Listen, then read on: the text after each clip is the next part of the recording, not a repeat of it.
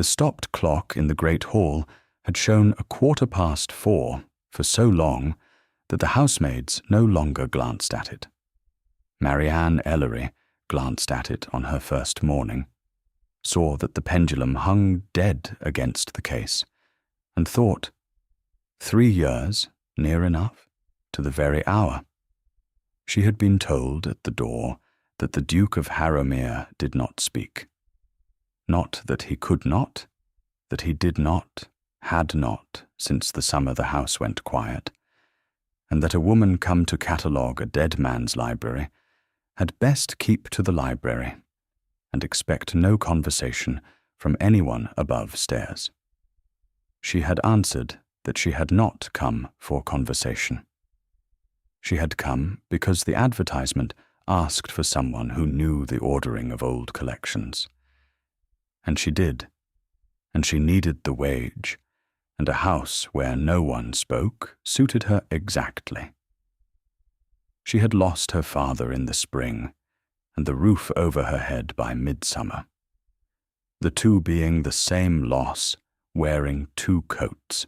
He had been a bookseller in a cathedral town, a good one, careless only with money, and when the debts were counted, there was nothing left but his knowledge, which he had put into her without meaning it as a gift. She could read a binden the way another woman read a face. She knew a Grolier from an imitation of one, knew rebacking from original calf, knew the smell of foxed paper from the smell of damp that would eat a collection alive in a winter if no one turned the leaves. So when the letter came offering £30 and a room to set the Harrowmere library in order, she took the coach north with 1 box and her father's magnifying glass, and told herself that a silent house asked nothing of a woman it did not want. The steward met her. His name was Prewitt, and he had the soft, apologetic voice of a man who has learned that softness carries further than force. His Grace keeps to the East Rooms, he said, walking her down a corridor where the pictures had been turned to the wall.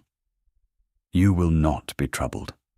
The library was her ladyship's, the late Duchess, his mother. It has not been entered since her death, by his instruction. You are to catalogue what is there, value it, and make a list for sale. The estate has need of what it will bring. Sale, Marianne said. The estate has need, Prewitt said again, as though the word were a coin he could not stop spending.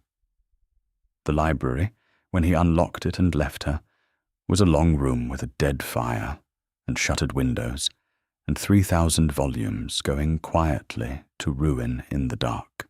She opened the shutters herself. Light fell across shelves furred grey with dust, and she saw at once that half the misery of the room was neglect, and half was something worse. The damp had got into the north wall, and along the bottom shelves the calf had begun to bloom with the white mould that meant a book had weeks, not years.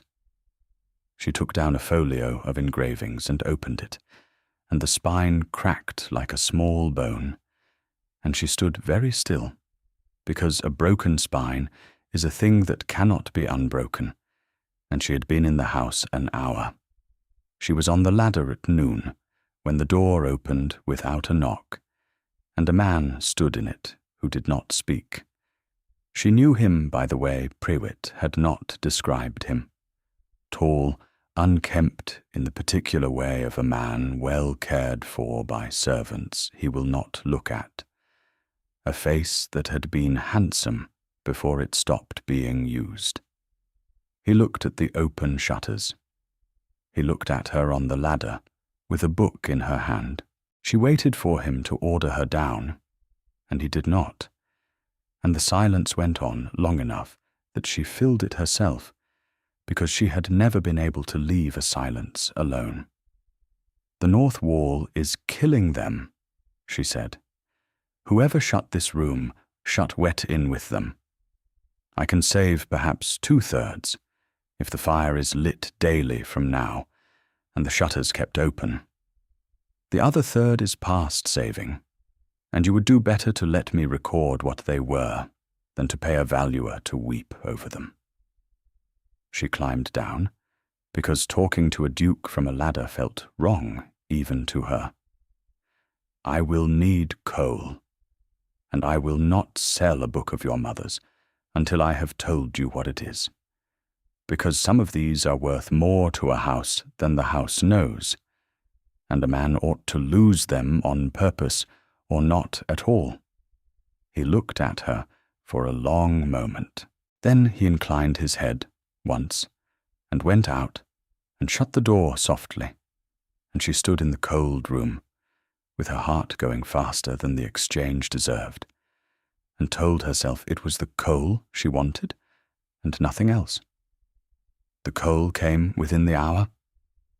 That was his answer, and she learned to read his answers the way she read bindings, because words were not the currency he paid in. She set the room to rights over the following weeks, as a physician sets a broken house of bones. First, the environment, because no cure holds in a sick room. She had Prewitt's men clear the flue and lay a fire that she fed herself morning and night, never high. A fierce fire is as bad as damp, for it dries the calf to cracking. She wanted the air moving and the chill off, nothing more. Then the triage. She went along the shelves with a candle and her father's glass, and sorted 3,000 volumes into 3 fates, marking each with a slip of paper. Sound, sick, past help. The sound ones she left, only turning them so the damp side faced the room. The sick ones she carried to the long table and worked on one at a time. Mold she killed with a soft brush and patience, never a wet cloth, wiping the spores away from the gutter and out, never in, because a careless stroke drives the ruin deeper into the joint. Foxing she left alone, for foxing is age and does no further harm, and only a fool bleaches a page to please a buyer who will not come. The ones with cracked hinges she laid in a press. She had Prewitt's carpenter build to her drawing, and mended with paste she cooked in the still room, from flour and water and a little alum, because the shop-bought glues go brittle in a decade, and she was not doing this to have it fail in her lifetime. It was slow, exact, unglamorous work, and no one watched her do it, and she was happier at it than she had been since her father died. Mrs. Bunce watched her, as it turned out, though Marianne did not know it for a fortnight. Mrs. Bunce was the housekeeper, 60 years in the house, and its 2 before it. A small, round, silent woman who had buried a duchess and a duke, and now kept house for a man who did not speak, and who had decided, on no evidence Marianne could see, to disapprove of her.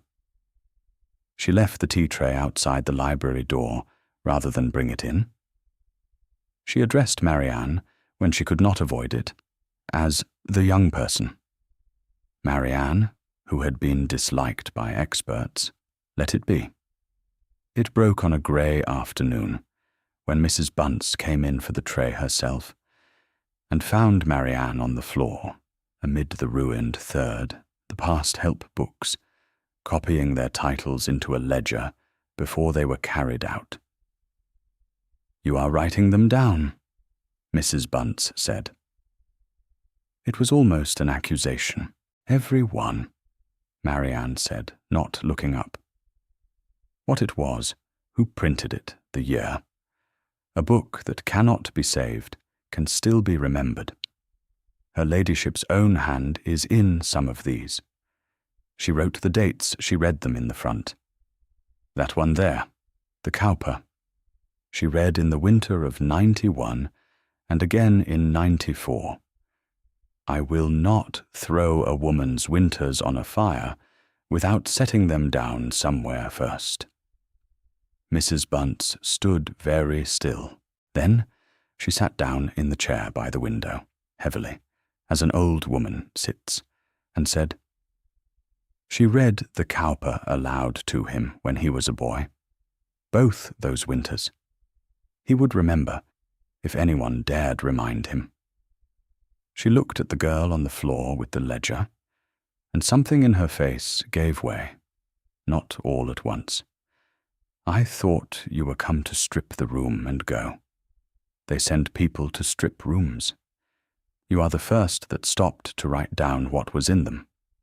She was quiet a moment. There is fresh tea.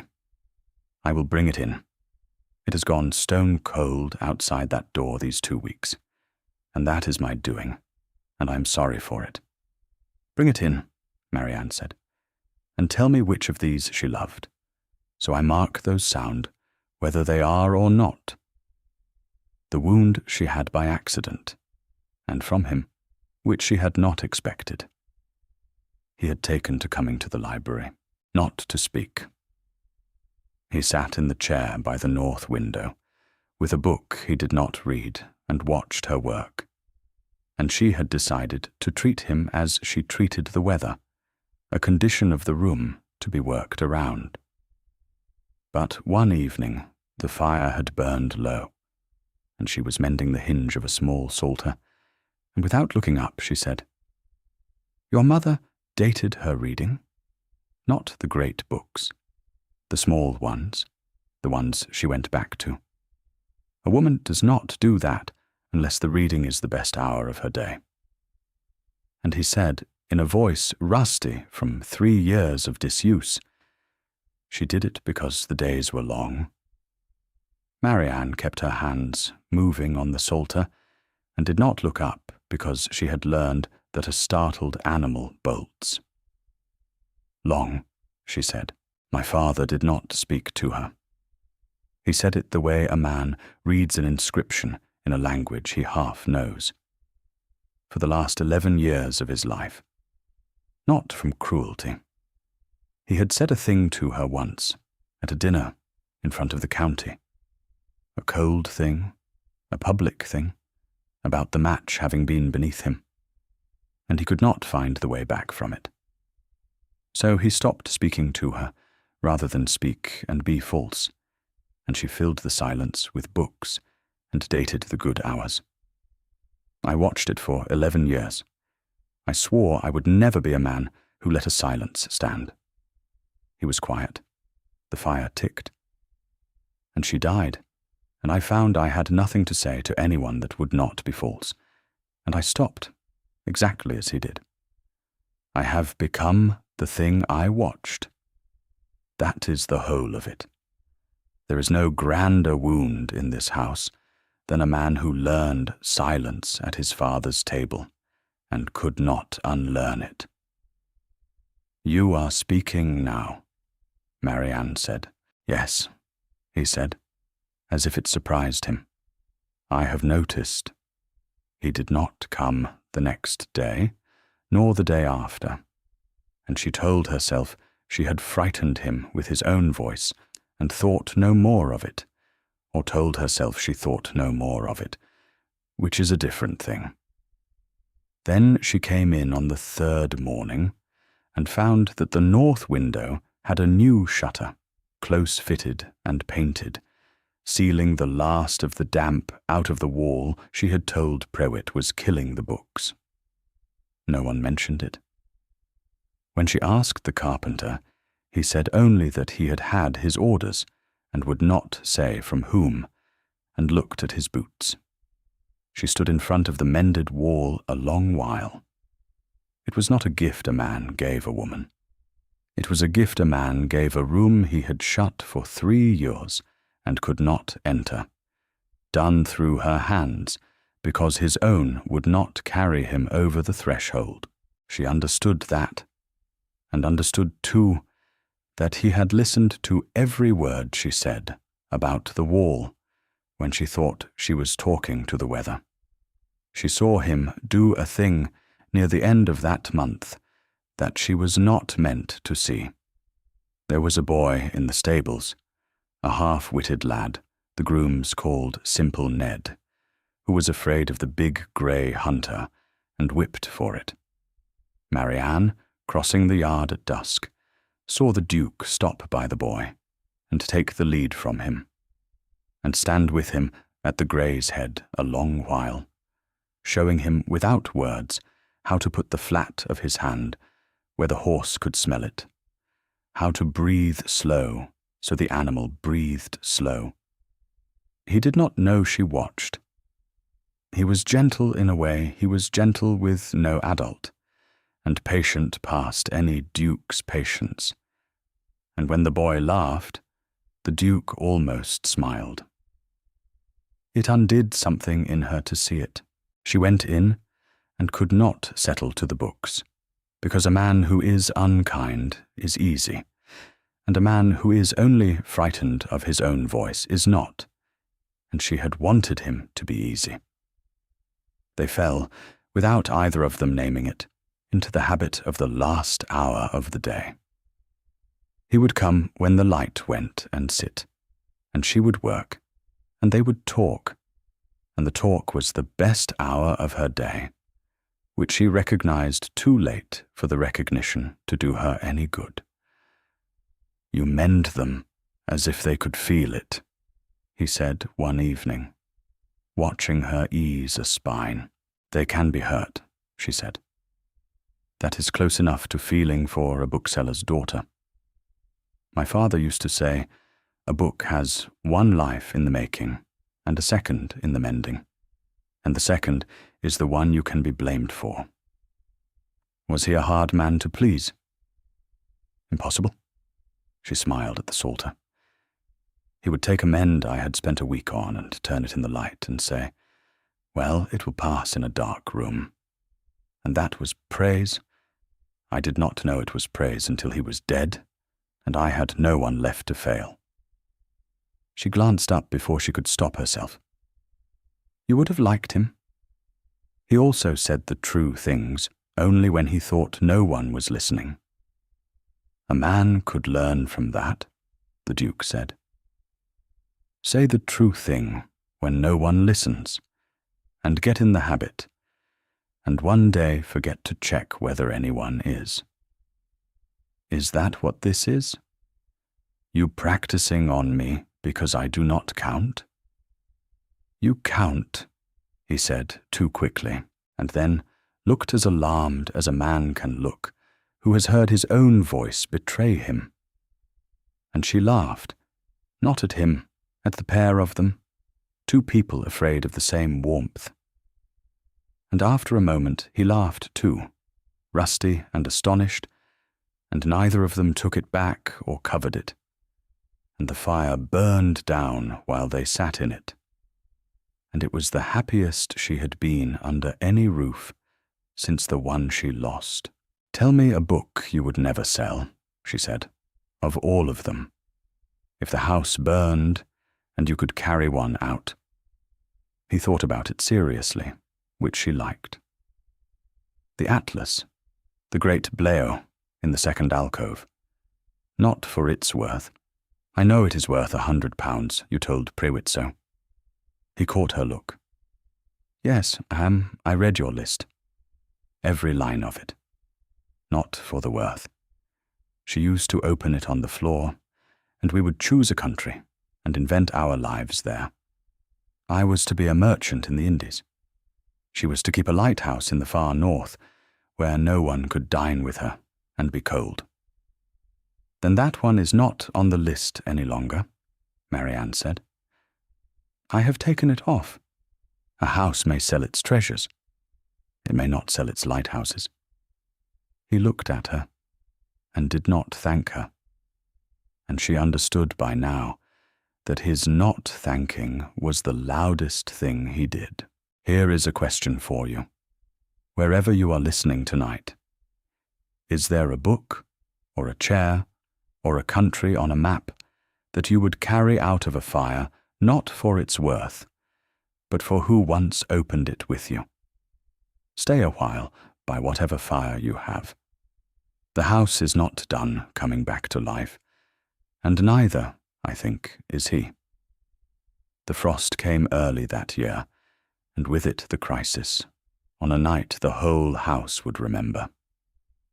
A gutter had failed above the library, the same north wall, its old lead split in the cold, and the thaw that followed a hard freeze sent water down inside the wall in the small hours, behind the new shutter, straight toward 3,000 books. It was Ned who smelled the wet, oddly, and Ned who could not make anyone understand him. And so it was near midnight before the housemaid woke Marianne, and Marianne who ran down in her shawl and understood in one look that if the water reached the lower shelves by morning, the whole North Range was lost. She did not send for the Duke. There was no time, and she did not think of it. She thought of it only when she turned with an armful of folios and found him already there in his shirt, having smelled nothing and been told nothing, come down because he had heard her on the stairs and followed the sound of her the way the grey followed a slow breath. "The lower shelves," she said. "We carry them to the long gallery, dry side up, and we do it before that seam gives. Can you carry?" "I can carry," he said, and they carried. They worked the whole night with no one but each other, and later with Prewitt and 2 footmen roused and set to catching the water in every basin in the house. But for the first hours, it was the 2 of them alone in the dark and the cold, passing books hand to hand, laying them flat in the gallery, going back for more. She showed him how to lift a folio so the weight did not tear the joint, and he learned it in one telling and did not need telling twice. They did not speak beyond the work. Once his hand closed over hers on the same spine in the dark, and neither moved for the space of a breath. And then they moved, because there were books to carry, and it was only much later that she let herself know how long a breath it had been. By the grey light of morning, the water was stopped, and the shelves were empty, and the 2 of them sat on the gallery floor, among 400 rescued books, filthy, soaked to the elbow, too tired to stand. And he looked at her across the ruin they had saved and said, "You did not send for me. There was no time. You did not think of me," he said, and it was not a reproach. It was a man learning where he stood. "And yet I came, because I have been listening for you on those stairs for a month like a fool." He stopped, appalled, and she did not rescue him, and the morning held them both in it. There was a woman coming to the house, and Marianne learned it from Mrs. Bunce, who told her plainly because Mrs. Bunce had by now appointed herself to Marianne's side. Lady Sybil Vane, a cousin of the family, beautiful and portioned and long intended, in the vague way of these things, for the dukedom. She came for a fortnight before Christmas, and she found Marianne in the library on her second day, and shut the door. "You are the cataloguer," Lady Sybil said. She was lovely, in the way of a well-kept thing, and frightened under it, which Marianne saw at once, and which did not make the next quarter hour easier. "They talk of you in the servants' hall. The young person who has the Duke talking. It is quite the tale below stairs." "There is no tale," Marianne said. "There is a library." "He does not talk," Lady Sybil said. "He has not talked to me, and I have known him from a child, and I am to marry him. You did not know that, I see it. No one troubles to tell the cataloguer. And he has sat across a dinner from me 3 nights, and said 9 words. And you, a bookseller's orphan with paste under her nails, have him laughing in a dead woman's library. Her voice did not rise. That was the worst of it. She said it all quite gently, as though reciting a grief. I was raised for this house, trained for it, the way you train a spaniel, the languages, the music, the way to enter a room. I am a prize, and a prize is a thing that is set on a shelf and looked at. And I have been looked at all my life, and never once, not once, listened to the way he listens to you. I watched him at dinner, watching the door. He was waiting to be finished, so he could go and sit with you. And I sat there in my mother's pearls, being a prize no one had come to claim. Marianne set down her brush. Then do not be one, she said, not unkindly. You have made yourself the thing you hate, and blamed the house for it. There is a woman in you somewhere under the training. I do not want him because I want him, Lady Sybil. I want him because I forgot to guard against it. You could forget too, if you ever met a man who wanted the woman and not the pearls. There is no such man for a prize, Lady Sybil said, and for a moment the fear showed all the way through. Because we teach them to want the shelf. She gathered herself, and the beautiful surface closed over again, and she went to the door. You will not have him. My family will see to that. You are a hired hand, and I am blood, and blood does not lose to paste.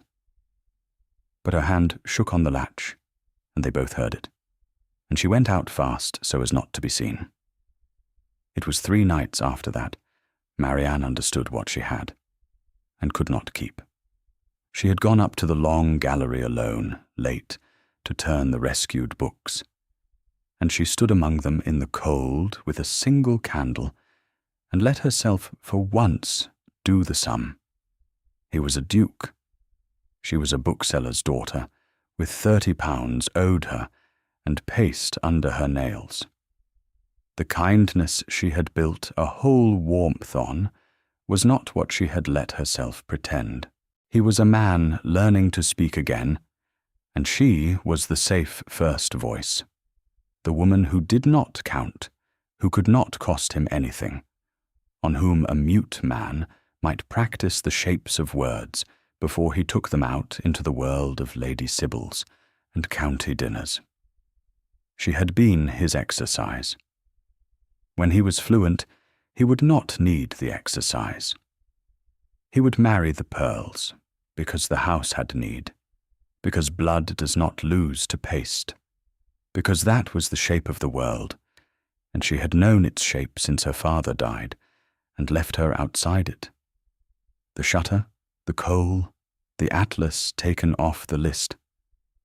Those were the gratitude of a man to the hand that had reached into a room he could not enter. She had read gratitude as something else because she wanted to. She had made his silence say what she needed it to say, exactly as a lonely woman does. And she of all people, who read bindings for a living, and prided herself on not being fooled by a fine cover over a foxed text, had let herself be fooled by kindness because she had been cold so long. She named it, standing there.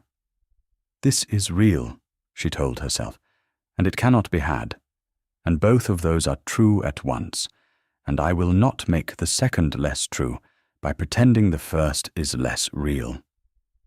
She did not weep. She turned the books, dry side up, the way she had shown him, 400 of them, and by the time she reached the last, she had put the thing down where it belonged, which was outside her, in the cold, with the frost. Then she went to bed, and rose the next day, and worked. The blow fell 3 days before Christmas, in front of the whole assembled house, the Bleu Atlas, the great Atlas, his mother's, the lighthouse and the merchant in the Indies, The one book Marianne had struck from the sale list with her own hand was found to be gone from its alcove, and it was Prewitt, soft-voiced Prewitt, who had lost his master's confidence to a cataloguer, and felt his soft power slipping, who raised it at the worst moment he could choose, in the great hall before Lady Sybil's family, and the Duke and the gathered servants. It was on her list at £100, he said, gentle as ever, and then struck off in her own hand, and now it is not in the room. I say only what anyone may see. A valuable book, marked by the one person who knew its worth, and gone. I make no accusation. Which is how the softest men make the hardest ones. They looked at her, all of them. Lady Sybil's uncle said the word aloud that Prewitt would not. Theft. And said it with relish, because it settled everything. Because a hired hand who stole was a hired hand who could be sent away, and blood need not lose to paste after all. Marianne stood in the middle of the hall and did not raise her voice, because she never had, and would not begin for this. The atlas has not been stolen, she said. It has been moved, and I can tell you by whom and to where, and I can prove it in the time it takes to fetch it. And I will, because I would rather be quick than dramatic. But you must let me say one true thing first, or the rest is worth nothing. She turned to the Duke. I took it off the sale list without your leave. You told me in confidence what that book was to you and to your mother, and I struck it from a list other men would read. And I did it without asking, because I decided I knew better than the estate what the estate could afford to lose. That was mine to be blamed for. Prewitt is right that it is my hand on the ledger. He's wrong about everything after. She turned back to the hall. The book is not gone. It is in the stable loft, wrapped in oilcloth, dry and safe, and I know it, because I put it there myself the night the gutter burst, and forgot to enter it, being occupied with saving 3,000 of its brothers. And here is how you may know I am not saying so to cover a theft. She held up the sale ledger, open in plain sight, the book she had kept openly on the table for a month, for anyone to read. Every book I have handled in this house is dated in this ledger, in my own hand on the day I touched it. The day, the hour sometimes, because that is how I was taught, and I cannot break the habit. Look at the atlas's line.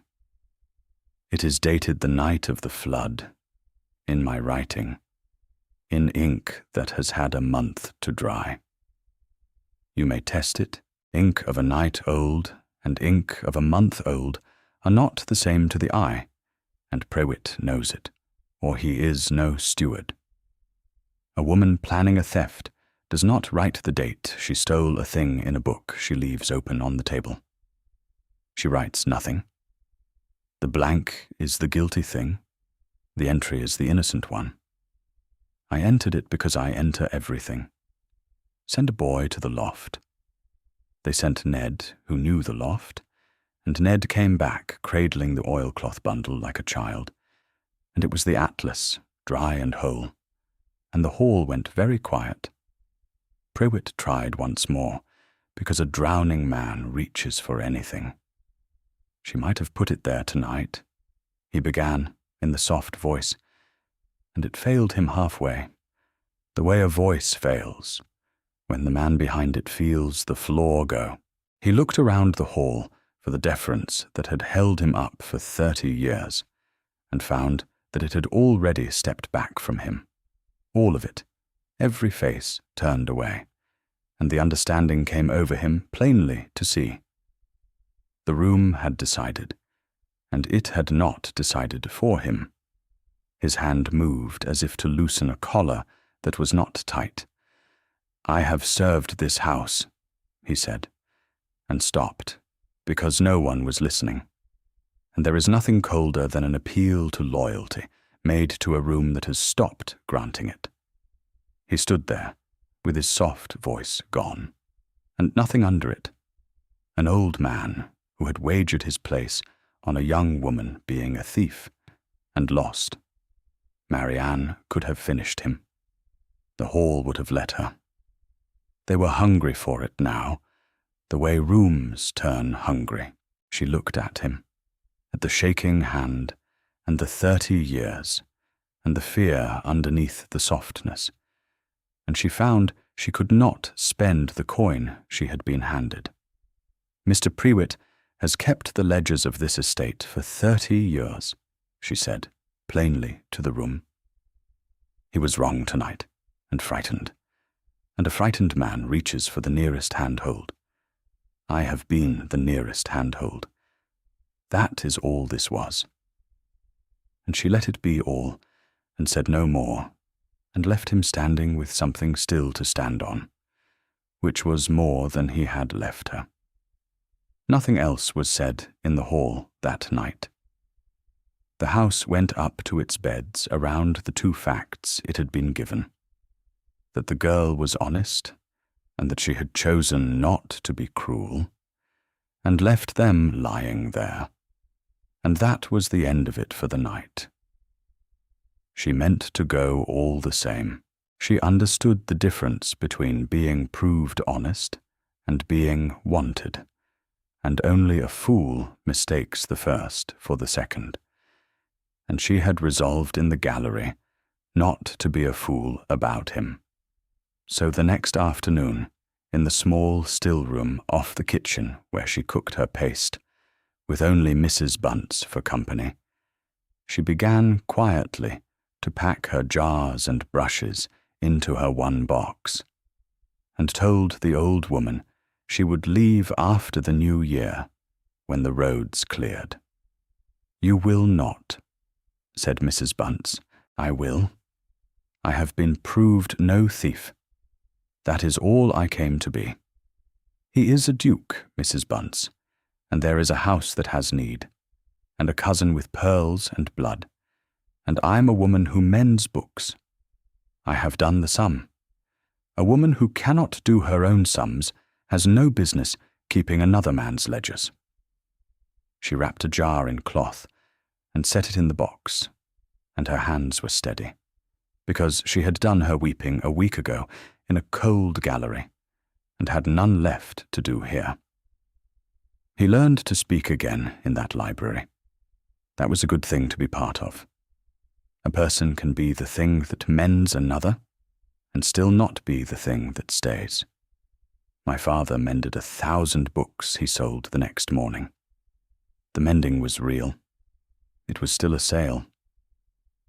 She said the thing she had carried since the gallery plainly to the old woman, because it wanted saying once aloud before she went. I was the safe voice. The first one, because I did not count. He is fluent now. He will not need the exercise. She closed the box. Tell him I said the collection should be turned twice a year, and the fire kept low. He will remember. He remembers everything I say. That was always the trouble. Mrs. Bunce looked at her for a long moment and said only, "You are a clever girl and a fool, and I have lived long enough to know they are the same girl more often than not," and went out and left her with the box. He came at the hour they always kept, the last hour of the light, but not to the library, to the still room, having gone to the library and found it empty, and been told by Mrs. Bunce where she was and what she was doing, and having walked the length of the house for the first time in 3 years, to reach a room he had never entered. He stood in the door. She stood with her hand on the box. He was not good at it.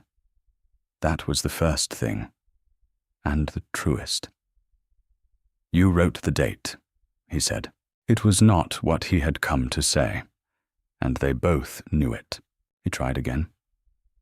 "In the ledger, the night of the flood. You wrote the hour. I saw it. 2:30. He stopped. "I have been trying to say a thing since the hall, and it will not come out in the right order. I am out of practice at the things that matter, and in practice only at the small ones." He took a breath. "You think you were the safe voice. Mrs. Bunce told me. She should not have, and I am glad she did. You think because I could not speak to anyone I practiced on you, because you did not count."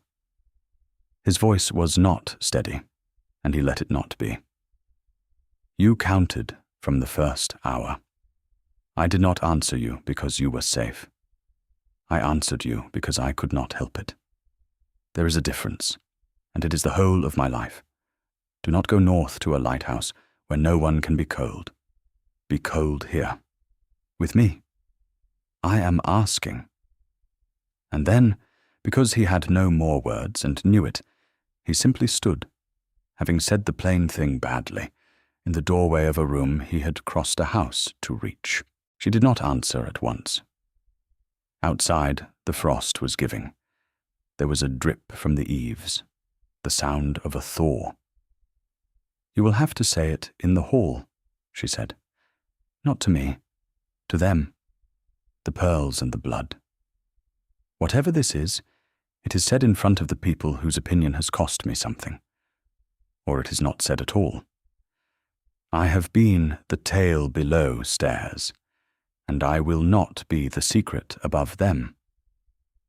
"Come to the hall, then," he said. "Now, while I still have the nerve, before I learn to be silent again."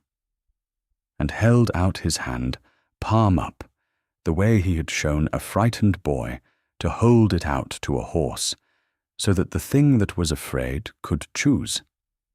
He said it in the hall that evening, before her family and his, and Prewitt at the back, and the whole staff drawn up along the wall, who had known the truth of it before either led did. He was bad at it, and did not try to be good. "I have not said a true thing aloud in this house in 3 years, he said. "So you will forgive me if I am clumsy with the first one. This is Marianne Ellery. She came to sell my books, and stayed to save them. And she taught a mute man that a silence you choose is only a coward's way of never being wrong out loud. I mean to marry her, if she will have a man who is still learning the words. That is all. That is the whole of it. I have nothing else to say, and I have said it in front of you on purpose, so that I cannot take it back in the dark." Lady Sybil, by the fire, watched it land, and something in her face was not triumph, and not quite grief. Recognition, perhaps, of a thing she had described in a library, and not believed existed. She said nothing. There was nothing a prize could say to a woman who had refused the shelf. They were married in the spring, in the small church on the estate, and the great atlas came back to the second alcove and was never again on any list. Mrs. Bunce cried and denied it. Ned held the horses at the church door, and was not afraid of them, having been taught by the groom he was proudest of in the world. Lady Sybil went to town, and the following year married a plain man who owned coal mines, and wanted to hear her opinion of them, and was, by the account that reached the house, less unhappy than anyone had expected, the shelf having been left behind in the country. Prewitt kept his ledgers another 2 years, and then retired to a cottage in the village, diminished, tolerated, greeted civilly on the road, and not much more, which was neither cruelty nor forgiveness, but the thing that lies between them, and was enough. and the clock in the great hall was mended, so that it no longer showed 4:15. But Marianne had the old dead hands kept in a drawer in the library, dated in her ledger, like everything else, the day the house began to keep time again. The library breathes now. The fire is kept low, the shelves are turned twice a year, and the woman who mends the books lives among them and is not going anywhere. On the flyleaf of the great atlas, there are 2 hands now beside the old ones, his and hers, and a country chosen, and a life invented there, the way his mother taught him before the silence. So here is the last thing to sit with, wherever you are. Somewhere in your own house there is a clock that stopped on a day you did not choose, and it is never too late to keep the old hands in a drawer and let the new ones move. Come back and sit by the fire again some evening. There are 3,000 books here, and all the time in the world now to read them.